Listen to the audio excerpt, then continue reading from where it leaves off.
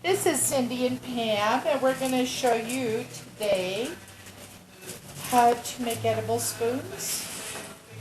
So what kind of pastry are you going to use today? Oh, today we're going to use the refrigerated pastry, the simple rolled up pastry that you would find in the market. And of course, you let it get room temperature. You're using the Reynolds Wrap heavy duty. Very important to use the heavy duty. I like to use the Asian spoon. It's not imperative you use it, but I found it to be what I had, first of all. And pretty easy to mold. It's a ceramic one. Some folks have plastic. You have plastic, don't you? Yeah. Yeah, you have plastic. You tried your spoon cutter, right? Yep. How'd you do with the plastic ones? Worked good. Yeah, I've got several of these. I've never really used them. But this way, and you've got your spoon mold right here. So what I'm going to do is I'm going to set the back here. I'll just move these over here because now we've got our little spoon mold. Try not to get too carried away. And we kind of got a little ahead of schedule today drinking our wine. Pam insisted we drink wine today. Come on. It was on camera shot. Our wine. Oh, here we go. Cheers, girl. Cheers. Cheers. Got that one done, didn't we? Okay, now, this is your basic pastry from the market, which I love. Because if you have something quick to do at the office or just for a quick party, and I was trying to figure out how many spoons can you get out of one pastry roll-up? Looks to me to be 10. It's 10, isn't it? Yeah. Wow, that's great. Yeah. Okay, so what I'm going to do is I'm going to just set that there because now that you see we can get 10 out of that, I want to show you something how easy this is. Now keep in mind that's only a holder. We have the foil. And we've set that foil inside the Asian spoon. Like I said, it's got a nice bowl on it, so it's my personal favorite. And I'm going to press in that bowl, but I'm going to take it nice and easy because the dough will crack. Especially it'll crack if you let it sit out for too long. Let the air get it. Okay, through the magic of video, I want you to see this is what you would be setting on your cookie sheet. But looky here. We have cooked. Those are all ready to go. What do you think? Isn't that great? And they're just lightly browned. Very excited. They turned out good. And what I did was I put them in at 350. Now, I was thinking I could get them done in 10 minutes. That didn't happen. I set the timer for 7 minutes. I kept the light on and I kept looking at them. And then about 7 minutes, I rotated this whole thing. So, got them even on both sides, evenly browned. So how long did it take? It probably took 12 to 15 minutes. And then I didn't leave. I kept my eye on it because I just love my little spoons. So I thought what we would do is we're going to fill them up today. How about that? Want to do that? So I'm going to pull these off the cookie sheet. They're all cooled. And I'll just go ahead and set this back over here. And that's cooled. And this one broke. Now, this will happen. So, would you like a tasty? I love a tasty. Okay. Tasty bite. Okay, see, so this is what happens. You can get tasty from that. Okay. And so, these are all reusable. See, now with you here, I have to share my broken tasties, don't I? Yes. Okay. So, what would you like? Let's do, I think, lemon curd. So I'm really crazy about my lemon curd. And what I did here, got a little carried away, actually, because I was thinking more, how would we get these to the office? Well, I can take these, line them up,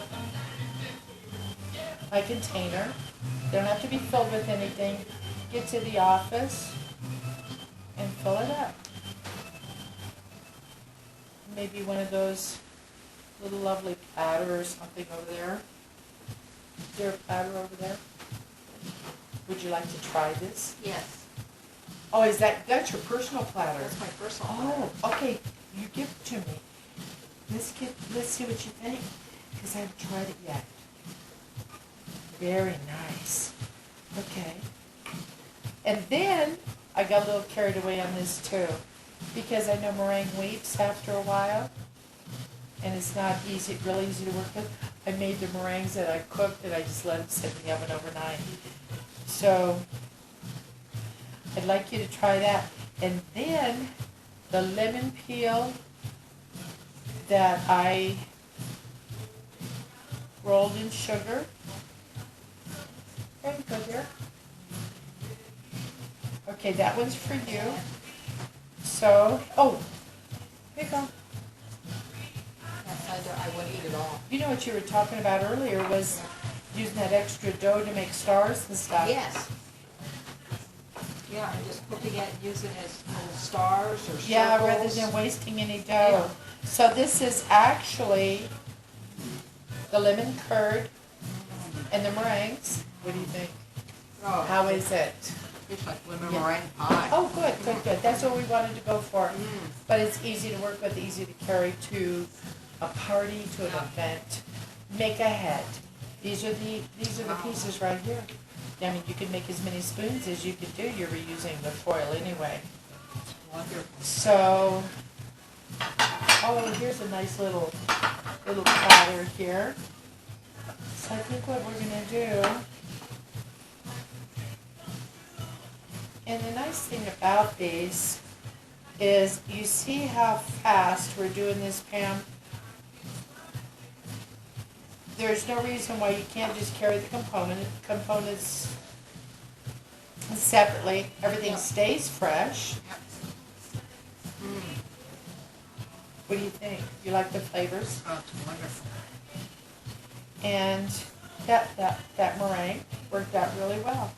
This side is, very pretty. It's a nice piece. Yeah. Mm. What are you hungry for? I'm going to set this aside because I noticed we have some corned beef for there. Would you like? Corned beef would be great. Okay. Mm. Oh my goodness! Look what. Cornbread. Oh, coleslaw. Okay. Let's give that a try. So what are you thinking? Coleslaw on the bottom. Yeah, and some horseradish. Okay. Nice. So you want that combination? Yes. So what are you thinking? Maybe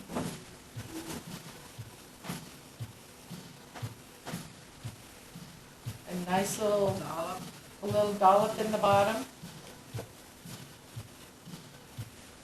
That's a pretty decent two-biter, Yes. right? Well, So if I give you one, will you well, be for my me, taste? it's like 3 or 4 bites. Well, you're very delicate. Now me, I'm down the hatch, girl. Okay, so, look at that, fresh corned beef. This is a little challenging. I probably should have got, That way you get a... you've got your lovely plate there. I want you to be the first to taste this. So corned beef just isn't for March. No, not at all. Ugh. I'm not Irish. Yeah. I've got, Yeah. let's see if that is gonna sit up. Yeah. Oh, it did, it did. Yes. Okay, let's see how you are. Oh, look at that, is a lovely piece. Wow. Tell me how it tastes though. This is so, okay, let me tell you about this. So the corned beef was a piece of cake. I just spiced it up this morning. I put a little bit of the chicken broth in the crock pot, with a slab of the corned beef. When I came home from work, I brought with me from the deli this wonderful coleslaw. And it is simply a deli coleslaw. I'll tell you what, I can't do it for what they do it for nowadays. Yep. What you can buy this for, and it's so good. It's ever so yummy. So I'm gonna set this down, try to leave it up here, because this isn't a big deal, but sometimes they do like to move around.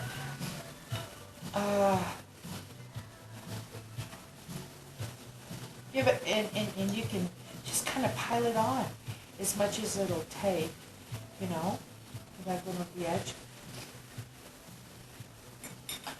So I went to this event, and I had a friend, Candy, that I believe it was for Valentine's Day. She gave me homemade blue cheese. Oh. She brought me some homemade blue cheese. Now see, I broke this. Mm-hmm. Would you like to taste this? You already did. I can eat them. Are you serious Why right don't you now? try one? Well, I'm busy. Okay. I'm drinking my wine. Well, even if it's broke, it still looks nice. Eat. All right. And so what I'm going to do, I'll make another one real quick.